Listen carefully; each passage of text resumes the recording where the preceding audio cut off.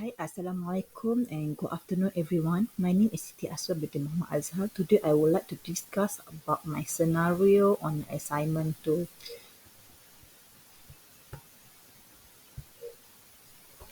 Okay.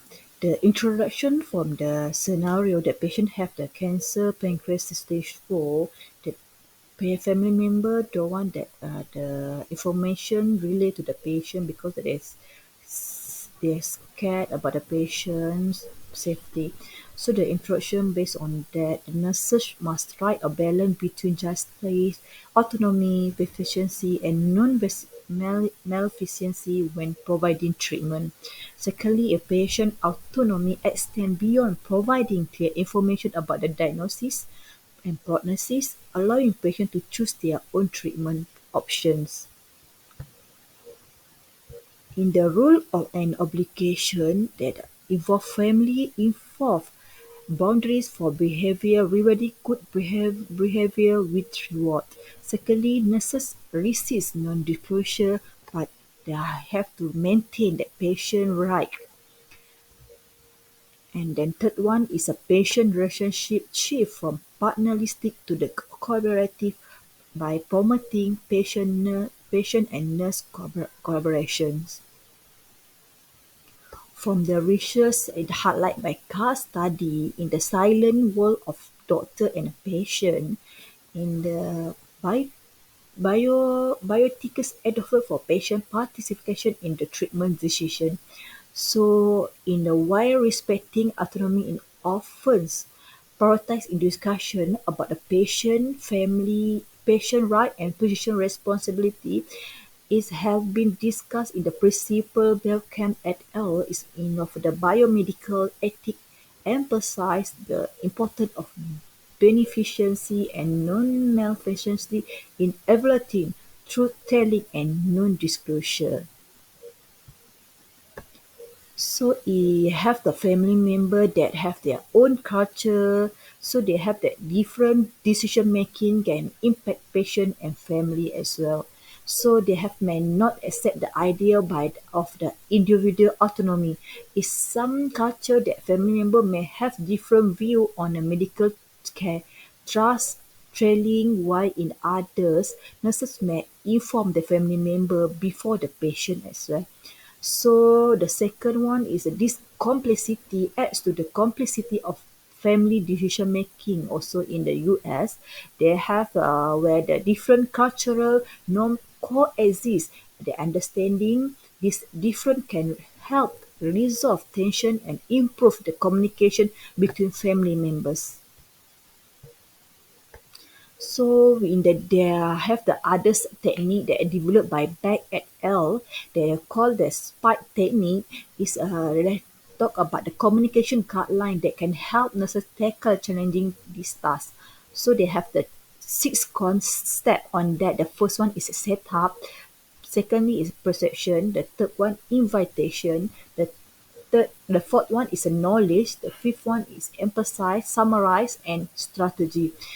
And also the nurse should also consider the hiring qualified interpreter to help manage non-disclosure requests as language limitation can worsen cultural disparities.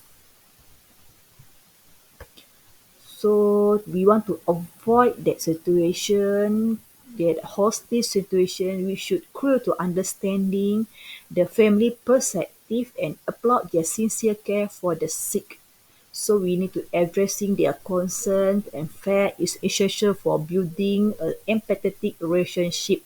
So now we want to reduce their worry about the patient safety even if they don't want protection. So in the some cases, a nurse moral duty may conflict as well with a family member desire. So the nurse may prioritize the family patient needs and prioritize their well-being. So we should, as a nurse, we should understand the patient information receiving by the preference, such as is how and when they want to receive information about the test outcomes. So the patient may request that direct communication with the nurse. So the nurse will receive significant news from the family member, or they have the family member involved in the all meeting when test finding and review, and the treatment decision are made on that day. So this situation will be implement because we want to ensure the patient is aware and comprehends accurate information. So how we want to handle the non-crucial demands. So when we handle the non-crucial demand, we have to gradually revealing test result and their prognosis implication. So by the patient and family, we should understand by communicating their preference and also ensure the gradual disclosure process that allows to the nurse to fulfill profession that the nurse to fulfill professional responsibilities while adjusting cultural expectations. O- Okay, some others that the nurse should continue working with the family and incorporating them when necessary.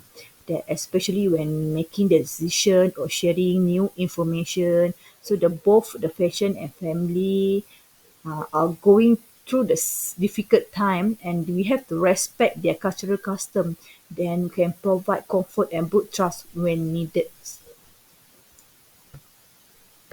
So based on the conclusion on my assignment too, I give you the three conclusion. The first one is a non-disclosure request can upset nurses who prioritize autonomy in their professional decision-making process. Secondly, by understanding patient cultural concerns and providing compassionate information, we also can provide accurate and sensitive care. The last one is the final when we talk about the patient condition autonomy belongs to the patient, it's not to the nurse or family members. Here I attach the reference as well, so you all can go through here based on the research that I did. I on my assignment too. So I have the question and also the answer to everyone. The first question is how can nurses promote autonomy? So the answer is nurse can promote patient autonomy in following way so that patient can make decision wisely. As example, we giving the adequate information regarding the plans. So second question is professional accountability serve for the following purpose form. Give you three options here. So the first one is to provide basis for ethical decision. Second one is to respect decision of patient. The third one is maintain standard of health as a work healthcare. So we have to maintain the standard of health. So we have to give the that's why we have professional accountability on that. That's all for my today. I hope that you enjoy for my slide. Thank you, everyone.